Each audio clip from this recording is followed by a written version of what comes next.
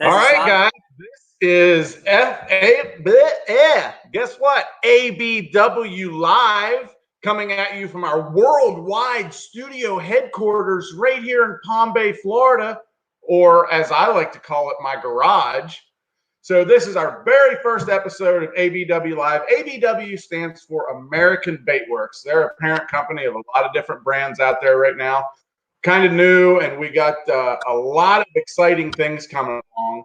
But one of the most exciting things we have going on right now is tonight on our first edition of ABW Live, we have one of our pro staff from our Freedom Tackle brand. We have Jeremy Lawyer. Now, I know a lot of you guys know him from his deal on the Tackle Warehouse Pro Circuit. I want to tell you a couple of little things that I know about Jeremy Lawyer. Not only is he from Missouri, kind of around that Table Rock Lake area called, now correct me if I'm wrong, Jeremy, Sarcoxy? Is that how you perfect. Perfect. People don't tell me I'm perfect very often, so I appreciate that. That's a great way to get ABW Live started. Big round of applause from our non-existent studio audience.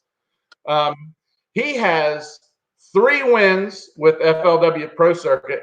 Here's one that I really like, though, the All-American. You won an All-American. I think that is so freaking hard to do. You're fishing against all those guys out there that, I mean, there's just so many guys. Yes, all the pro circuits and the pro tours are really, really hard, but there's such a bigger mass of people that come from that, you know, the FLW's all BFL stuff that you qualify for the All-American for. And I mean, that to me is a real feat. I was lucky enough. I had a top 10 in an All-American, but I never got a win in it. So that's a big deal to me. Your most recent win, 2019 Tackle Warehouse event at Grand Lake, which is kind of in your kind of home area, maybe you would say. What is that, maybe an hour and a half? No, it's absolutely my home lake. I just live an hour from it. So I fish there more than I fish anywhere. Really? Cool deal. Well, I'm sure that winning at home is a big deal. I know I got to do that a couple of times, and it's really special to not only just to win a national tournament like that, but to have a lot of your friends and family around. I mean, it's amazing, and you know, I wouldn't trade it for the world. And you know, I got to watch a little bit of that when you did that, and that was pretty cool. If I'm not mistaken, there was a little bit of a Freedom spinnerbait involved in that, maybe. Absolutely, you know, a Colorado blade and an orange kicker. I mean, it was a great combination. You know, they bit a spinnerbait all week, and if you go back and look at that footage, there was probably more people in the top 10 that caught them on a spinnerbait, you know, and that's kind of an overlooked bait. So it was really cool to kind of get back your roots. I got to fishing when I started growing up and got to win doing what I love to do.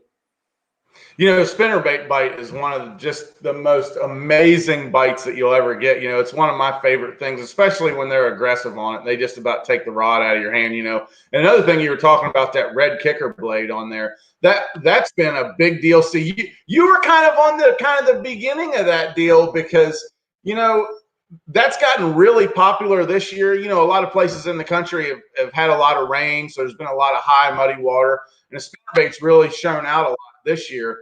But you know, with you doing that last year, that was kind of, I know it's a deal. Like, I remember actually that red kicker blade, the first time I saw it was, and I hate to date myself here, but I think it was probably 1997, maybe. Dan Moorhead won a tournament on the Potomac River in Maryland, and it was we had just had a hurricane come through. The water was really high and really nasty, and actually nowadays they probably wouldn't have even let us go fishing now because we're a little bit more safety conscientious than we used to be. But they let everybody go. I wasn't actually in the event, but I remember he was throwing a spinnerbait with a red kicker blade on. So it's kind of an old school thing, but you kind of brought it back last year with that win on Grand Lake. And now it seemed this year like there's so many people doing it. So do you feel like you see a lot more people doing it nowadays? Absolutely. You know, it was hard to even buy one. If you were going to go somewhere and just try to purchase a spinnerbait with a red kicker, there was only a couple manufacturers that did it, you know. So I had a bunch of them custom painted by Fall Creek Lures. We've been putting it on our spinnerbaits in Grand Lake for, 15 years. And it's just kind of really, when it's a really early spring deal, the water's exceptionally dirty. You know, as it cleans up, they'll get off of it. They'll shy away from it. But anywhere from like Texas, Arkansas, Oklahoma, and then kind of out towards Kentucky and apparently through the Potomac, that area up there. But the water just kind of sets up for it. But now it seems like you can go in about any tackle shop and buy, a dozen brands that have a red kicker, and they've seen it in their arsenal. So I hope it doesn't go away. I hope it doesn't affect the bite. Hopefully people just throw it a little bit, don't do that well on it maybe, and kind of put it down just because it's been a staple in my arsenal for years. So I hope to continue to keep using it. Yeah, it's amazing. I've been covering a lot of the events with MLF here the last year or so, and just to see how many guys out there actually are throwing it, and it's really starting to get popular now. So that's a pretty cool deal. Well, before we move on with anything, I want to say that we're going to do a little thing with you right towards the end of our broadcast. We're going to play a little game called Two Truths and a Lie, and we're going to ask you a couple of things, and you're going to have to tell us the truth on two of them, and maybe lie to us a little bit on the other one. And if somebody can guess correctly, they're going to win an ABW prize pack. I don't know exactly what's going to be in the ABW prize pack. Our worldwide headquarters here in our studio, we haven't actually brought them all out yet. But there's definitely going to be a really cool prize pack. Who knows? Might be a halo rod, might be some freedom lures, might be some net bait baits. We don't know exactly what it's going to be, but it's definitely going to be in that $100 to $200 value range. So it's certainly going to be something worth hanging around for. So we're going to do that right towards the end of the show. Moving on. Well, actually, we got somebody right here named Harold Stark that says Jeremy Lawyer is an Ozark stud. Is that true, Jeremy? I don't know about that, but Harold's a good old boy. I tell you what, he's somebody who's been around for a lot of years. He's accomplished a lot himself and caught a lot of bass at Lake of the Ozarks. So don't let him slouch you any. He can catch them with the best of them. Oh, that's awesome. Cool deal. Well, so one thing we want to talk about a little bit, I've got a couple of questions here I was going to ask you.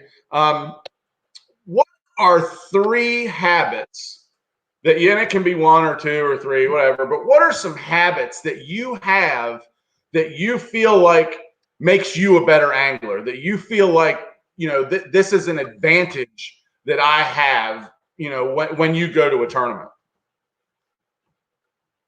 I tell you what, everybody's got their habits. We're creatures of habits, but every morning, even in practice, I try to eat a good breakfast, and I try to eat the same breakfast every morning. Now, and those are kind of 2 habits in one, but I always carry a jar of peanut butter and jelly in my boat, and I also carry a jar of peanut butter with nuts and oatmeal and syrup, different things, kind of a peanut butter concoction. And I always use wheat bread, and I just have a good breakfast every morning. Seems like I last throughout the day better. And if you're out there thinking about eating and everything like that, you're not focusing on fishing. And so over the years, I've probably been doing that 10 years. You can say, well, it gets old as much as you fish. Peanut butter jelly never gets old, so you're just always one of them deals where you can just eat it. It's cheap. I've had taken me one time, I forgot my spinner, and I had to use a number 6 willow leaf blade off a spinnerbait to put my peanut butter on just because I forgot it in a pinch. But, that's probably, I'm probably in trouble, so I don't know if everybody does this, but when we were growing up, we had to put our line on, and then we had to put it back on again. We would take it and tie it to the chain link fence in the yard, and we would take off for 200 feet or whatever we had on our rods and reels. I had a lot of Zepco 33 classics and push buttons and different things. And then we would have to put it back on there tighter to kind of put the line back on there right where you could have more tension against it. And to this day, I don't do that on all my rods because, like on my flipping rods and different things, I don't put that much line on them. So I really don't feel like it fluffs much. But like braid and everything like that, I definitely back out there as far as you can get. Tie it to something solid, hitch on your Ranger boat, whatever it might be, your cleat where you tie up, and stretch that line back on there, and I just feel like I fish better throughout the day. My line's not digging in, and things like that. And, that's probably one. The third one that really just drives my wife crazy is if I'm somewhat superstitious, like terrible bad. And if I go out and I practice and I have a bad day with a Ranger hat on, that's going in the bullpen. I'm not going to use it the next day. I might break out a Freedom hat, or I might break out a Halo hat, or I might break out a Power Pole hat. until I find one, the day that I catch them on, that's my hat the rest of the week right there, no matter what happens. And so, it may be superstitious, but it's definitely a habit for me. I carry a lot of hats in the trucks. And if it gets really bad and I can't find a hat, we'll go to the hoodie. I'll get a hoodie and a hat and just swap them all out and do anything I've got to do in order to think that I'm putting more of a chance in my favor of catching them out there on game day. Oh, I agree with everything you said. When I was fishing tournaments professionally, I had a lot of stuff like that too. I'll tell you one thing. You're talking about pulling the braid off. With the fluorocarbon and sometimes use monofilament every once in a while, but more so with the braid. When I would pull all the braid off my reel, I would turn it around and run it back on the other way, and that really seemed like I'd get a lot more time out of my braid too. You know what I mean? Just kind of get it all off the reel. Absolutely. Take the rod and go to the other end and retie it back on, then reel it back up on like that. Because you know how sometimes the braid out there at the end, it'll kind of get fuzzy and start really losing its color. And you can color it with a Sharpie a couple of times and it's fine. But I would just completely turn it all around and reel it back up on there, and it really helped make it braid last a lot longer. So it's pretty cool. I can tell by that statement you said right there that you're a way better caster than I am, because normally I'm cutting it loose about one time a week or something, and by the time it gets down to where I can turn it around, I'm out of string. I got to put some more on, So the reasoning behind that, but I never can seem to get that accomplished. Right, and the other thing you're talking about using a number 6 willow blade for a spoon. A lot of times I used to carry cans of tuna in my boat. You know what I mean? You didn't have to keep them hot, didn't have to keep them cold, But I would take the kind with the pop top, and then I could just bend that top and just use that as a spoon down in there. So I didn't even need any spoons. So that was pretty cool. Butter that's got a dadgum lid on it like that, where you can just scoop it out every time. We'd be geniuses if we marketed that. I've had a lot of ideas over the years, and I thought, man, I would have been a genius if I would have done that, but I didn't do anything about it. That was the problem. Or when I wanted to, somebody else had already thought of it. So the things that we could have done over the years, hindsight being 2020. All right, so let's move on a little bit. I got another question for you. And this is kind of a loaded question, so let me ask you this question, and then I want you to give me the situation that you answer the question in. So what I want to ask you is, what is your go-to bait if you can't catch, it's the day is going terrible. I don't know what's going on right now.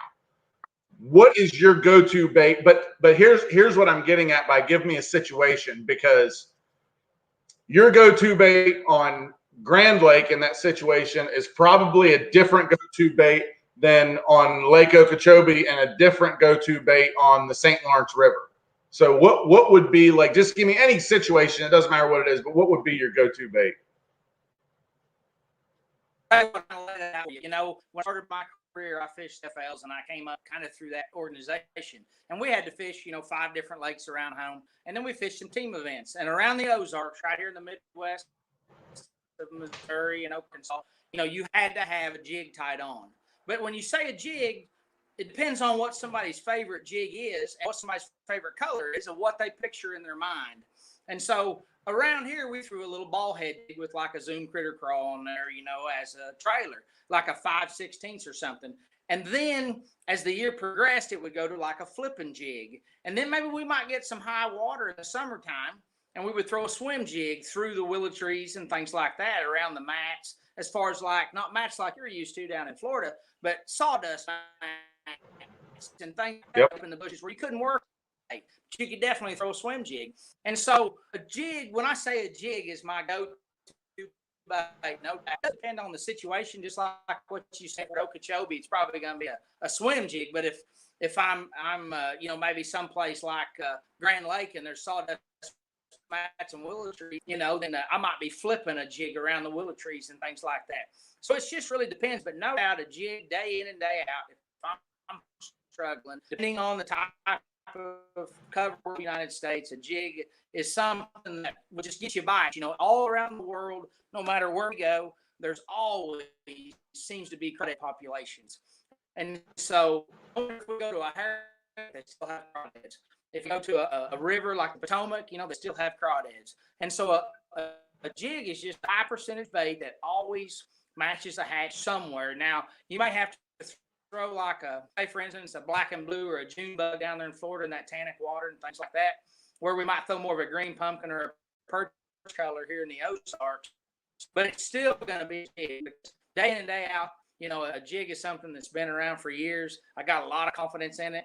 It'll get you numbers of bites, and then you'll be amazed, like on a little old bitty finesse style jig, how many bites you will actually get. I thought I had one laying here today, to where there's just a lot of fish biting it because it looks like natural forage, and everything. And so, I wouldn't have anything else tied on. It's something I cover the whole country with, and it's not an expensive bait to actually take and have in your arsenal. I don't really carry jigs traditionally like a lot of people. You get them in a package, and that's all fine and dandy and everything like that. But when I'm on the road, and as well, I'm trying to fit all the tackle I can fit in there as I can. So what I try to do is fit 3 colors of heads, like in this little Tupperware container I've got right here. That's got 3 kinds of heads in it right there. I've got some different containers for different weights, and then I just turn around and I carry the skirts just like right here in a little old baggie. Now, these are green pumpkin skirts and different. Some of them got a little chartreuse in them, and some of them's different hues of colors. But I've got another one for brown, another one for black, and it just seems like it makes it easier to where I can just pull out the head that I want in the weight I want, put it on a skirt, and then we can roll with it. But we were using a jig so much everywhere over the country. If I tried to haul every swim jig I needed and every flipping jig and every weight and every ball head and every tactic, it's just not hardly possible. And so I try to break down a system to where I can fit as much as this equipment for a jig in my boat, but still have room for my seat. I mean, other things, it's just crazy what you can put in the boat, to try and get ready for a tournament. Right, and you get all that weight in the boat, and then the boat doesn't perform that well, and there's a lot of disadvantages to that too. I'm really glad that you said a jig, because there's something that I want to kind of talk about and touch on with some of the people here. So many people. I still do a lot of seminars and things like that, and so many people come up to me and say, "Hey, JT, what's your favorite jig?" And my first reaction is, "For what?" And I know what I mean by that, but for some of the people that are watching, there's swim jigs, there's football jigs, grass jigs, there's pitching jigs, arky style jigs, ball head jigs. There's so many different kinds of jigs out there. Can you give us just not real long, but just kind of a little run through of, like, say, a football jig, what it is and what it's for? A grass jig, what it is, how it's shaped differently, and what it's for, and just tell us just a little bit about each one. Yeah, absolutely. I mean, this jig here particularly, this is more of a structure style jig. You can see how flat it is on the bottom, so to speak, and it's going to stand up better.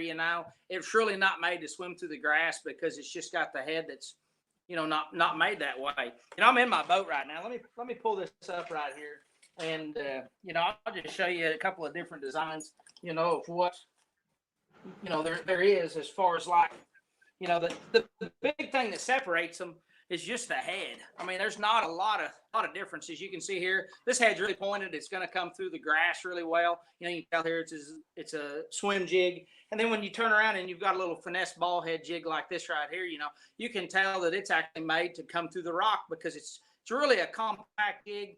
And so you just got, a whole different atmosphere when you say jig. So I would hate to say, and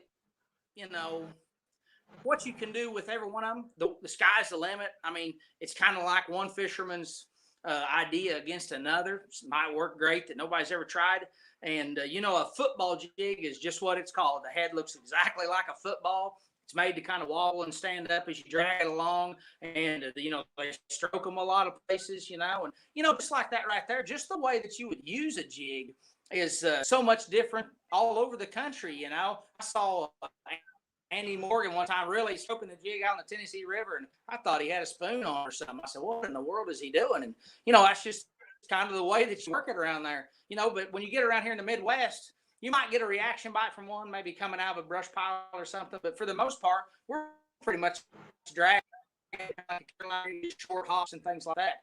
Just as important as your jig that you choose and the way that you present it is the way that you have the presentation coming back to you on a jig or on a swim jig or on a flipping jig. But if you tried to take like around here and flip a boat dock and you wanted to skip underneath the floats and in the holes where the fish really seem to congregate, when they're up on the banks, you can't hardly do it with a football jig, so you need a dock style jig or a flipping style jig. It'll skip well. And even if you're a really good fisherman, it's hard to skip like a football style or even this little ball head jig.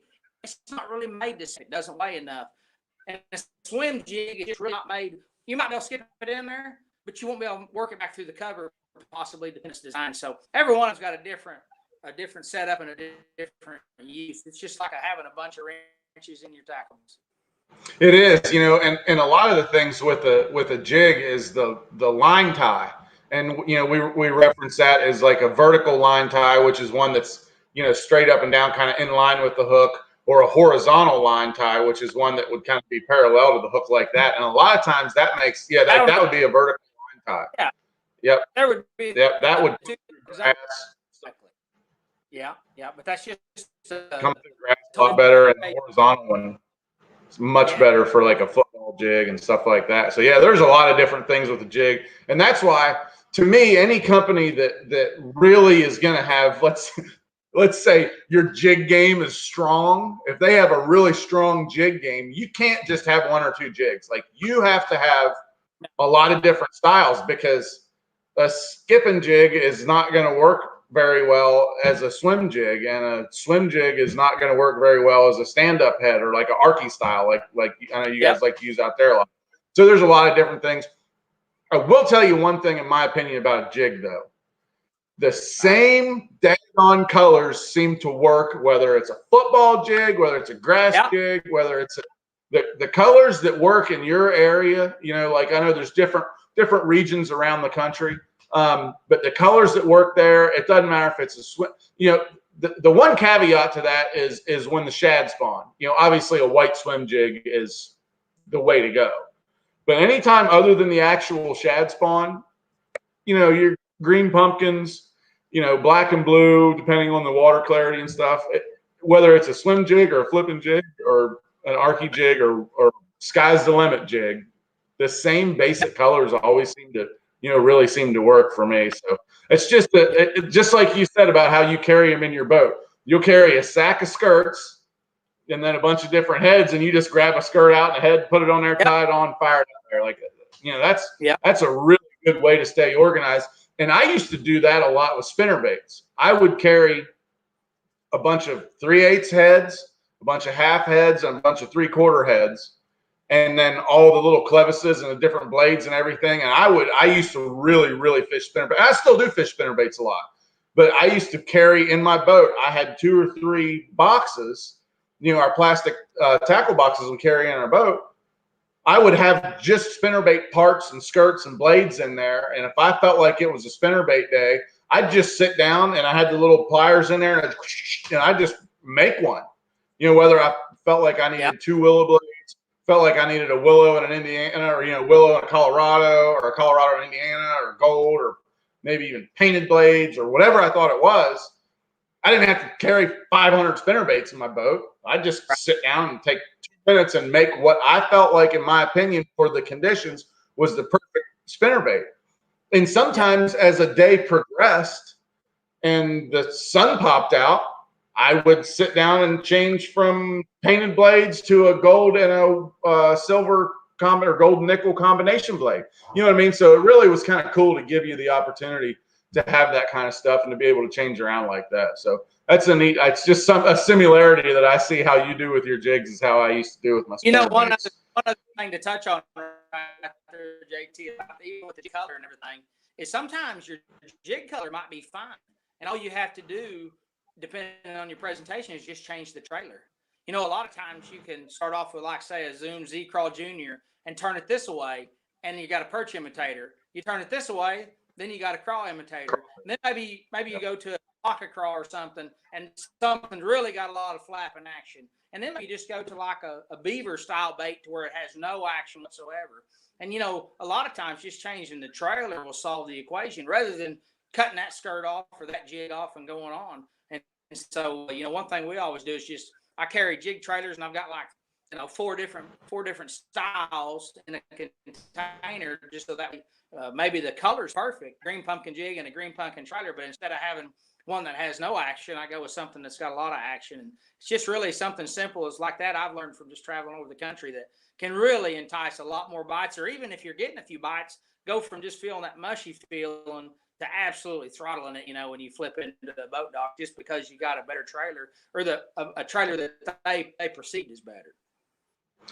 What you just said resonates so well with me. I had a situation in out your way, actually, on Beaver Lake, where I was getting some bites on a jig, and actually Beaver Lake was always kind of my Achilles heel there for a few years in my career. But there, right towards the end, I started doing pretty well out there, and I really started catching them all on a jig and kind of got on a little pattern.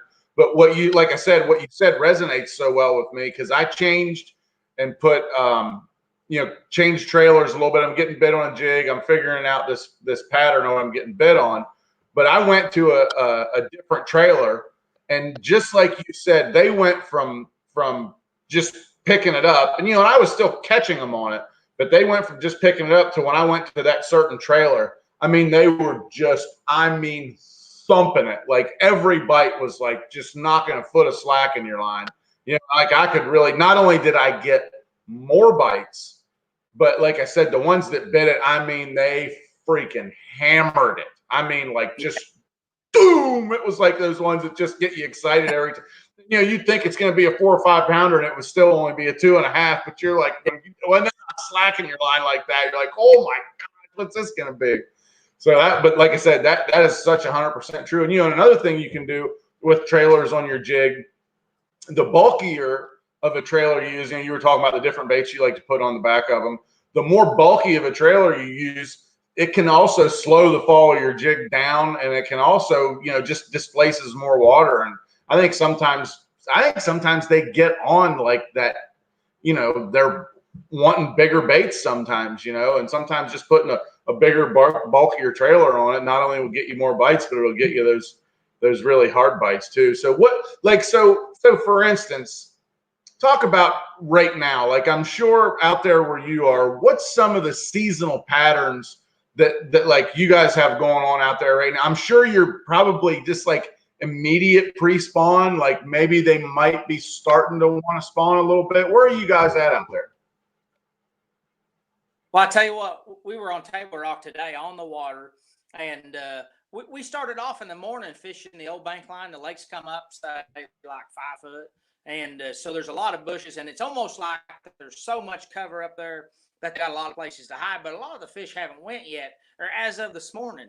And so we were throwing a spinner bait and an A-rig and a single swim bait just down the old bush line and covering some water, caught several mouth and caught some spot bass. And then we just kind of started like we weren't getting any bites, and things kind of started developing a little bit slower.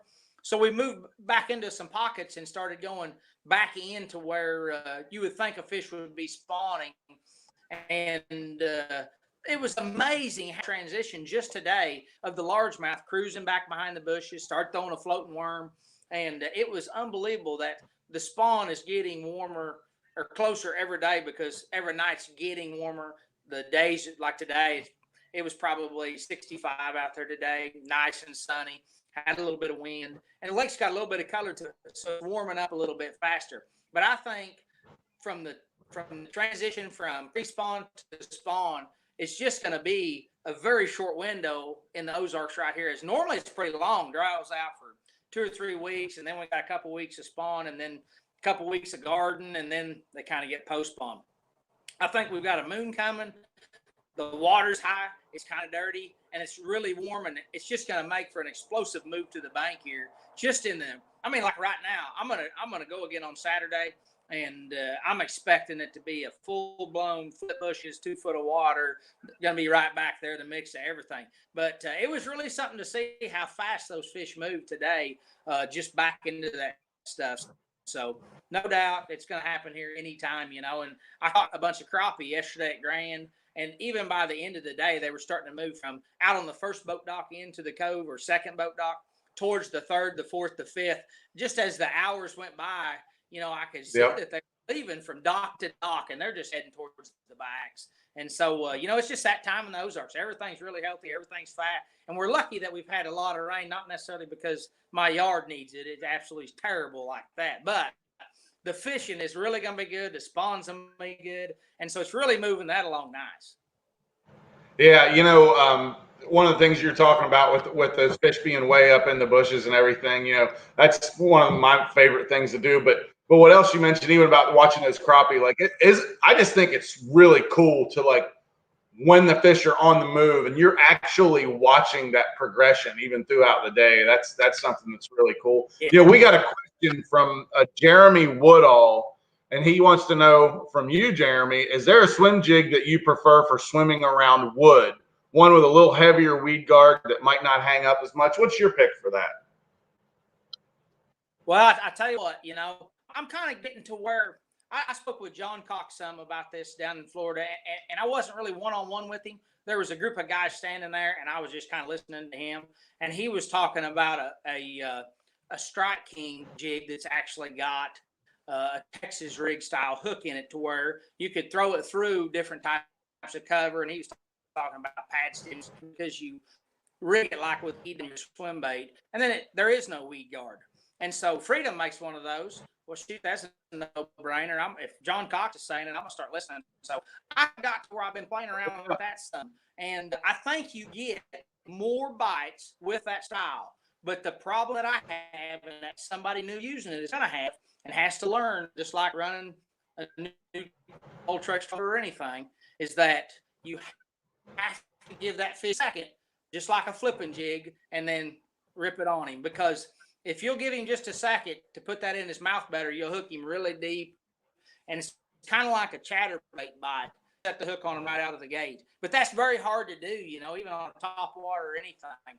So if I was going to suggest to someone that really is fishing a lot of heavy cover, I would definitely go with that style of jig, like their swim jig, to where you can actually rig like a Zoom Z Craw or anything like that, just weedless Texas style. But now, if I'm going to be in like pad stems and just light grass, things like that, then I prefer to try and have as much hook exposed.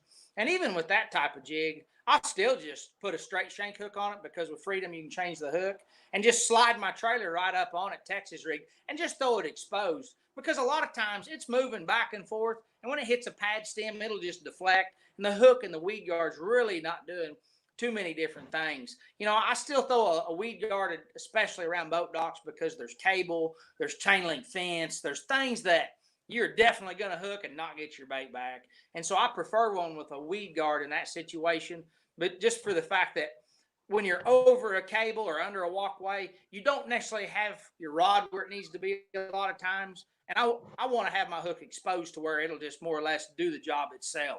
But that's probably the way I would break it down if I was looking into just getting a swim jig like that. We got another question from Cody John, and he says that the water temperature up here in Michigan is 43. I'm kind of happy I'm not in Michigan right now. He wants to know, I think he's asking both of us, what would be your first move? Well, my first move would be south. How about you, Jerry? Absolutely. I would find someplace Midwest South.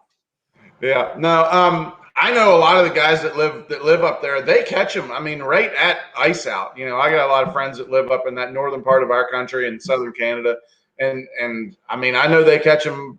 On jerk baits, even right when out comes. I know too. They use right at ice out. They'll use some really small tube baits, and I know there's a company, Set the Hook. They make some really small stuff like that. Make some little 2-inch tubes. I played with some of. Something else too that they catch them up there when it gets right after ice out is those little marabou jigs. Yeah. Those real little black ones, and Freedom actually makes one like that. I got one right here. It's a little. I think this is an 1/8 ounce. It's got that swing head technology where you could You could actually change them out on there. You could change a different skirt if you wanted to, or not really. I don't know, what would you call marabou? Is that a skirt? Is that how you would say that? I guess.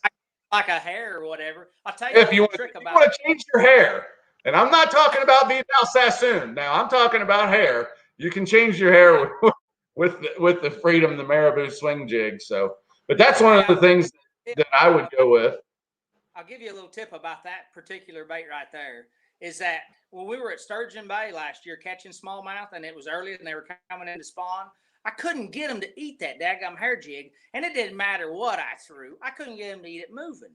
So I took that hook off that head and tied it onto a drop shot, just like it would be a drop shot with a little worm. But I used that hair on the end of that hook. And that was absolutely deadly to sit there. I put it about 2 foot high, kind of high, and schools of them would swim in front of us. And if you threw something out there in front of them, they would actually kind of spook a little bit. But I could take that drop shot and throw it out there, and that hair, you didn't even have to move it. You just held your rod up, and they would swim. Through that and just grab that hair on the way by. And I don't know how many I caught like that. So you kind of got a 2-in-1 arsenal with that right there. So if you go and they won't hit it moving, put it on a drop shot. It's absolutely deadly on a drop shot. Yeah. I've never done that, but I can tell you this: I'm going to, because that hair, that marabou, just looks so cool in the water. Like, and how what you said about just kind of, I was picturing that all in my head about just having it on a drop shot, just throwing it out there, and just the natural currents of the water. Like that thing, you can see it in the package. Like that thing in the package, the hair looks like it's giant. But when that thing gets in the water, it's just a nice, thin as it all kind of swoops back. It's just flow to it. Yeah. I bet that really would work awesome. That's really cool.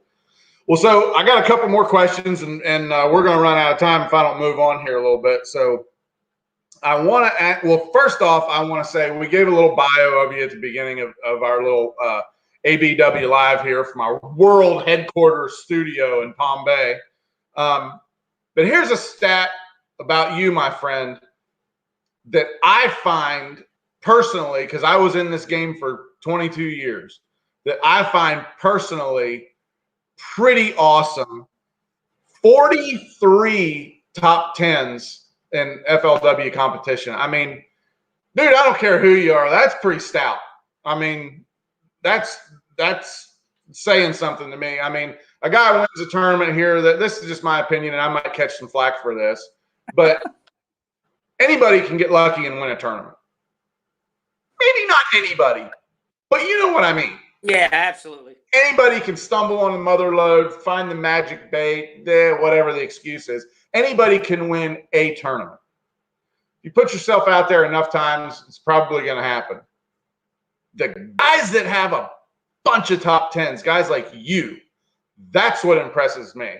Well, like one tournament win, I'm happy for the guy, whatever can happen. When you start getting up there 30, 40 top 10s, and especially as short, relatively short of a time that you've been doing this, I mean, that's a pretty stellar number. What do you attribute your success to getting to numbers like that? Well, I tell you what, this is a great story. I think back of we got a lot of windshield time, so I think back a lot of times why something happened or how it happened or whatever. But when I was like 18 and graduated high school, I went and fished some tournaments out of my dad's boat, and summer jackpot stuff, and fished with my little brother just on our home lake here at Stockton Lake. And there was a pretty big tournament that came up, and it was going to have like 100 boats in it, big team event. And I went up there and I got like 5th in it, and I had 14 pounds. And my uncle and my dad come to weigh in and all that, and gosh, I was mad. I couldn't believe it. I said I caught 14 pounds. So 2 weeks went by, we fished another one. I caught 14 pounds, finished 3rd, 4th, 5th, whatever.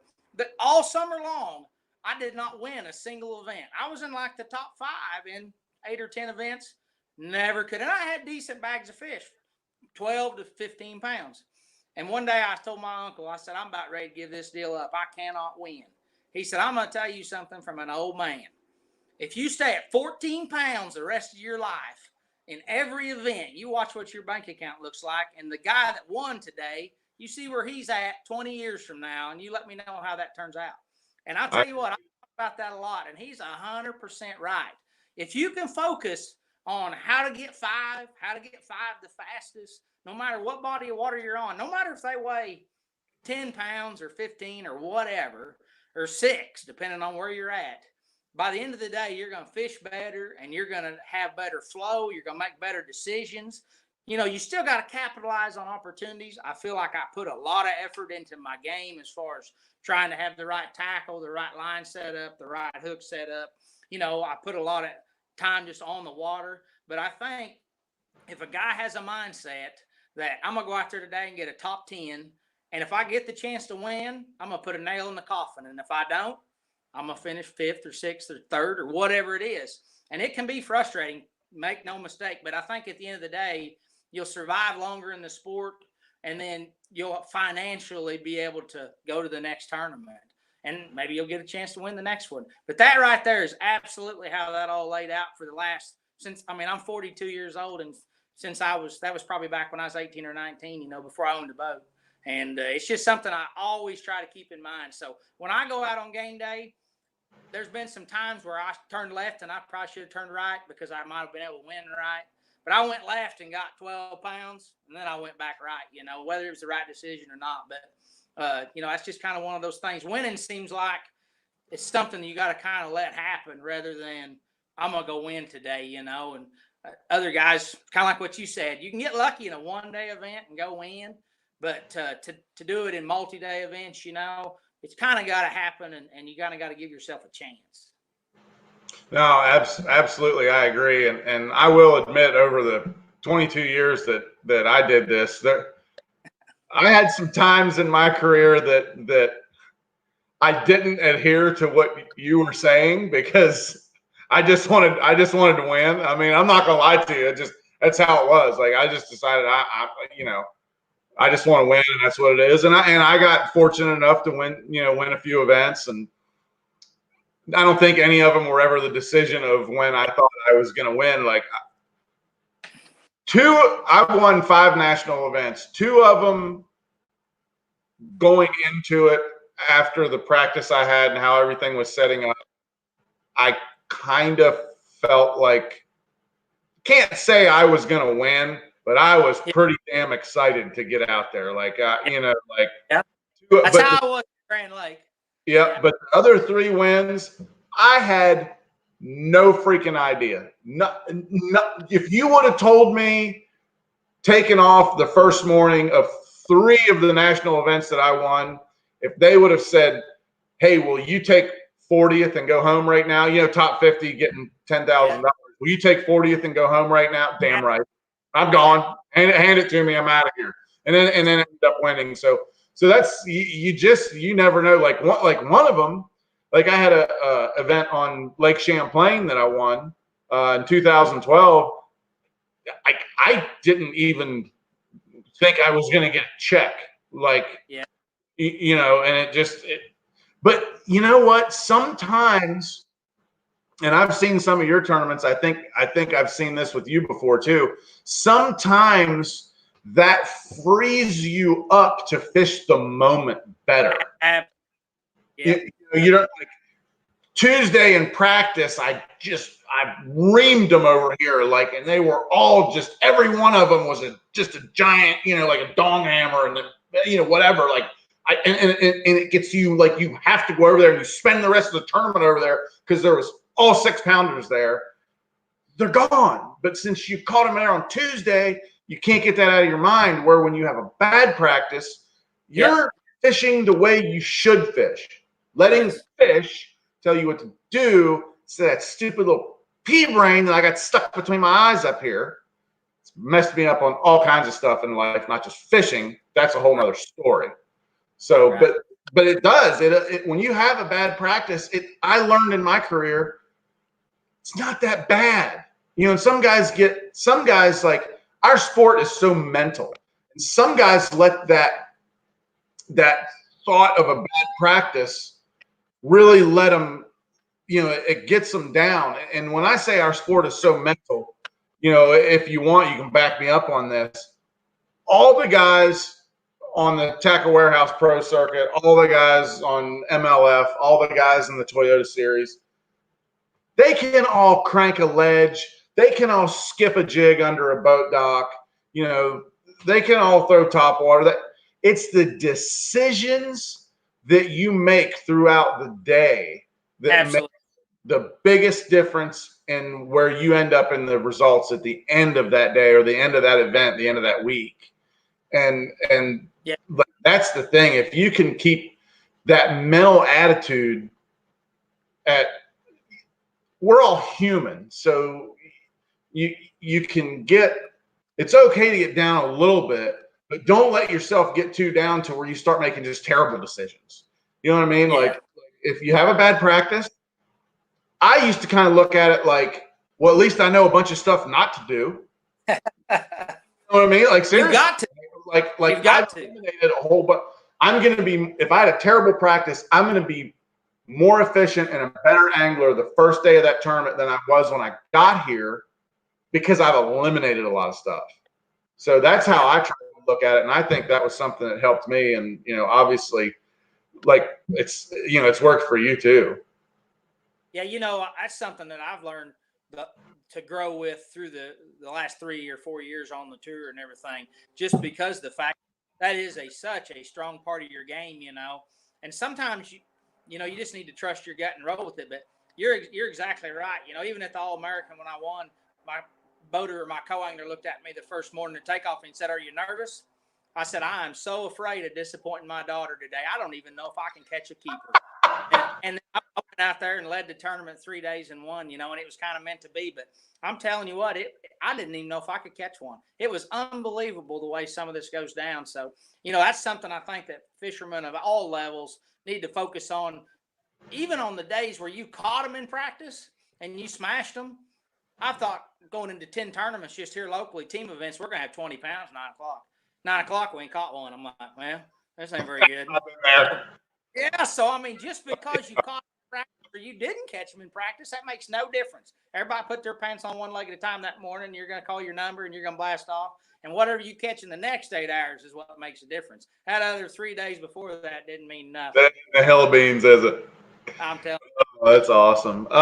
So let me ask you one more thing. So before we do, everybody, I know people are hanging around. We're going to do 2 truths and a lie, and we're going to give out ABW prize pack valued somewhere less than $1 million. Maybe a lot less than $1 million, but yeah, somewhere valued in there. But that would be a really cool American Baitworks prize pack. I don't know if it'll be, might be some Halo stuff, might be some Freedom stuff, might be some net bait stuff. Who knows what's going to be in there? Maybe some Scum Frog stuff. But anyway, what was the biggest change that you have made in your fishing? Maybe not in the last year, in the last 2 years. What's something that sticks out to you that you feel like you've changed recently that has been like, wow, glad I did that. Like that's really made a big difference. I tell you what, that is really an easy call, and that is picking up a spinning pole. I tell you what, you just about had to beat me with a broom to get me to pick it up, unless we were crappie fishing or something.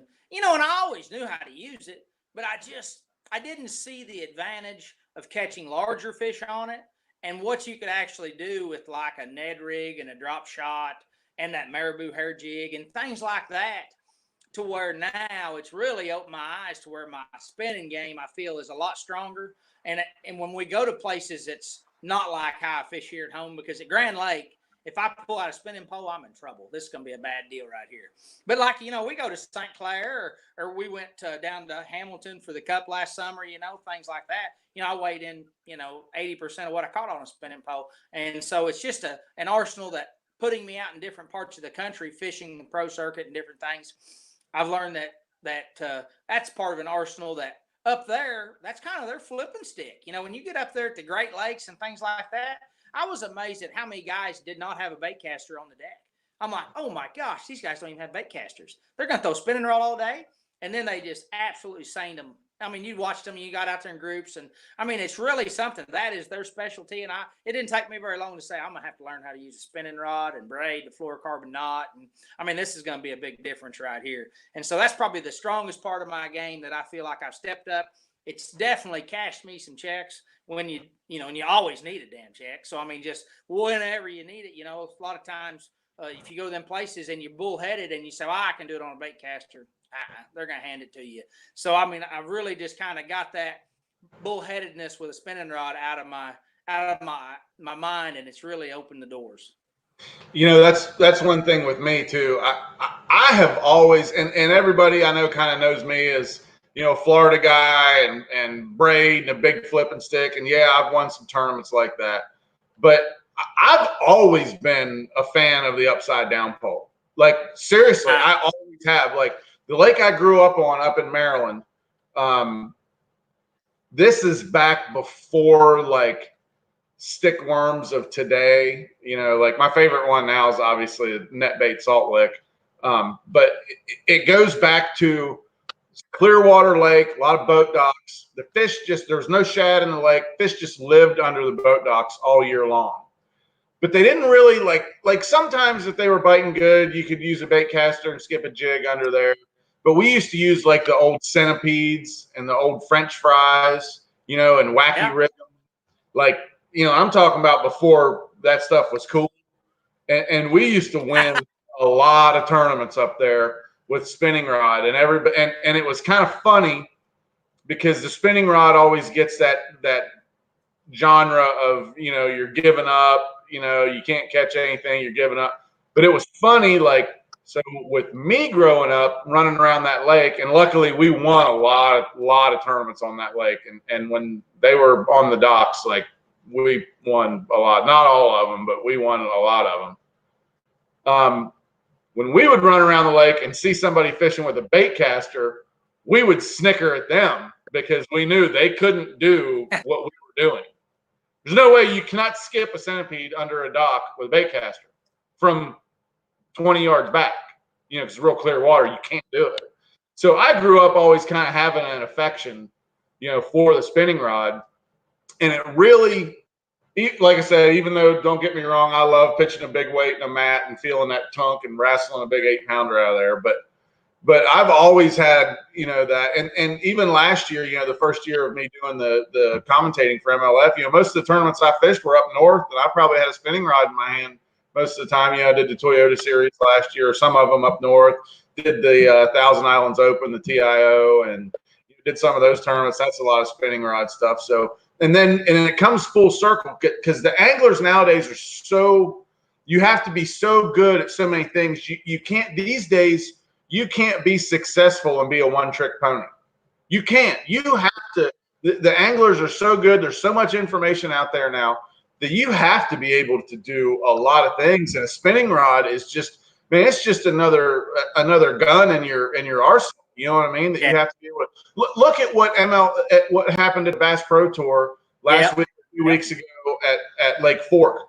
Dude, most of those, not all of them, but let's say a lot of those giants that were caught last week at the Bass Pro Tour, including the 10-8 that Justin Atkins caught, the biggest bass caught in MLF competition. Dude, he caught it on a spinny pole. Yeah. Like, and he probably couldn't have caught that fish without it because the water was clear. It was up there cruising around. Skip that, weightless wacky rig, or I don't know if it's a wacky rig or a Nico rig, whatever. Something hooked in the middle. Yeah.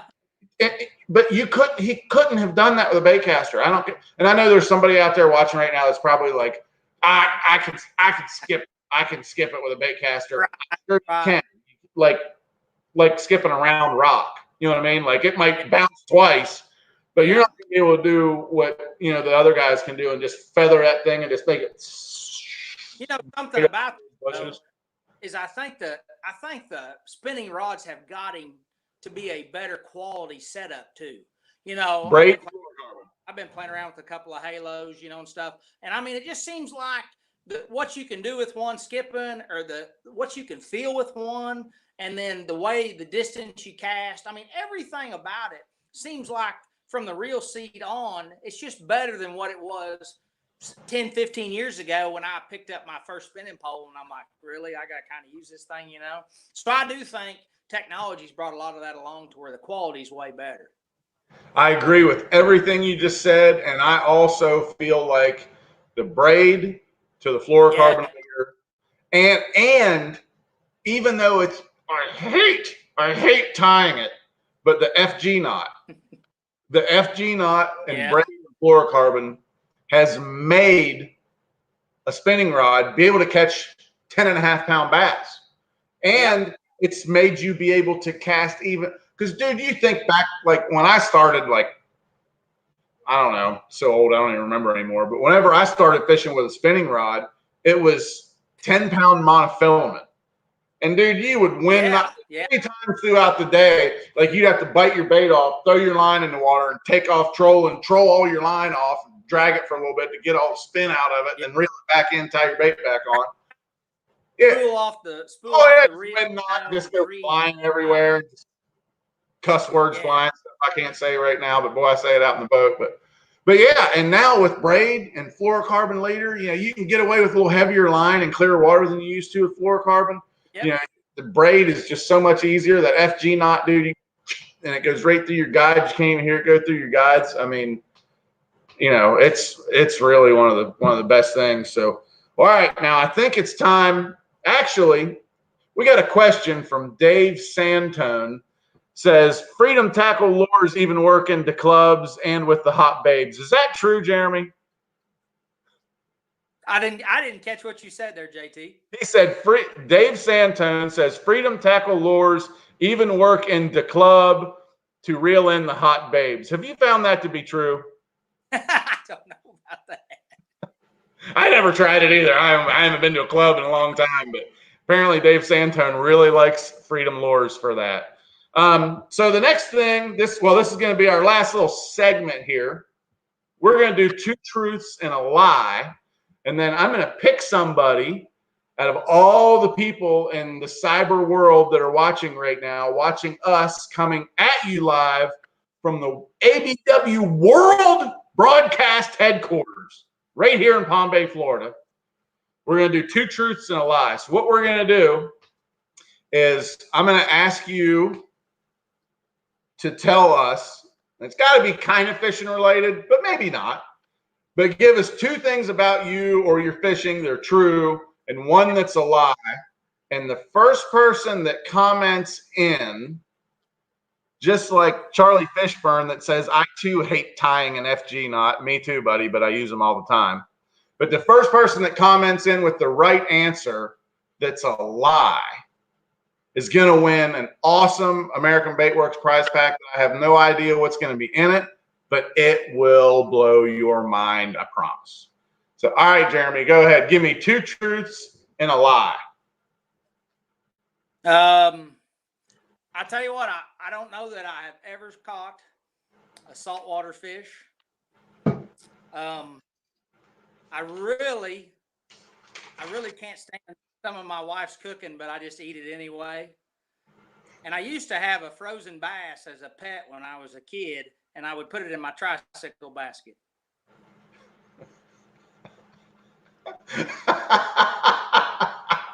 I love it. Okay. So figure that one out. So somebody is going to win an awesome ABW prize pack if they can comment in for us right now and tell us which one of those was the lie. So, all right. So we got some good comments. We got a lot. We got quite a few answers coming in. So what? We're going to minutes. I think I know which one it was. You got me on that one, buddy. That's funny. I'm usually the one saying the dumb stuff. So, all right, so there's enough answers in already. I was thinking this would take a little bit longer, but they're coming flying in. So, which one? Tell us now, Jeremy Lawyer, Freedom Tackle Pro. Which one was the lie? That my wife is a terrible cook. She's a great cook. Okay, so it looks like, if I got this correct, Charlie Fishburne, I think, no, Jonah Lawrence was the first one, I think, to say that. Yep. No, wait a minute.